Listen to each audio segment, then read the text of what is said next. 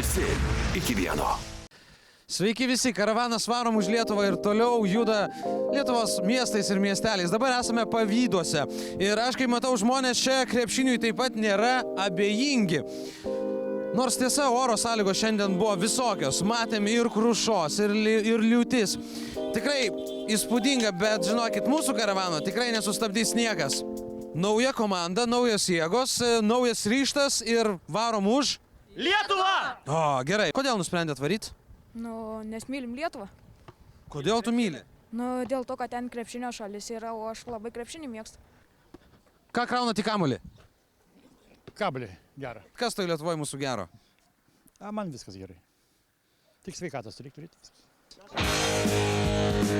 Nors ir sunkiai, tačiau kamuolys galų gale pasiekė Kelmę ir dabar jau atitenka kelmiškiams į rankas. Kelmėje mes turime ko gero didžiulį būrį irgi belaukiančių jūsų ir tikrai jau pražiūrėjom visas akis. Mes varom už Lietuvą!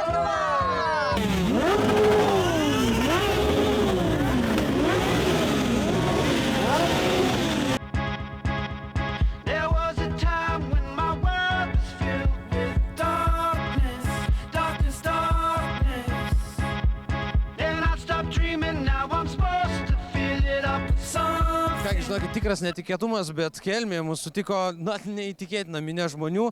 Taip, kad aš matau, kad kelmiškiai tikrai mėgsta krepšinį ir myli Lietuvą. O klausyk, jums patinka Lietuvoje gyventi? Labai. Kodėl? O todėl, kad mes Lietuvoje ten labai geras krepšinis. Kad būtų linksmai Lietuvoje. Lietuva! Kelmėje karavano varom už Lietuvą garbiai yra suorganizuotos varžybos 3 prieš 3. Ir aš kaip matau, komandą tokią sutikau, kuri man labai patinka dėl jų aprangos. Vyrai, kaip susibūrėt? Mes jau senai komandą, tai radom tokį skelbimą, sumąstėm užsiregistruoti, nusipirkom maikės ir žaidžiam dabar. Ir nuo šiol, kaip suprantu, esat komanda varom už Lietuvą. Jo, būtent. Brangieji, aš jums turiu pasakyti, kad kur, bet Kelmėj tikrų sirgalių netrūksta. Pažiūrėkit patys.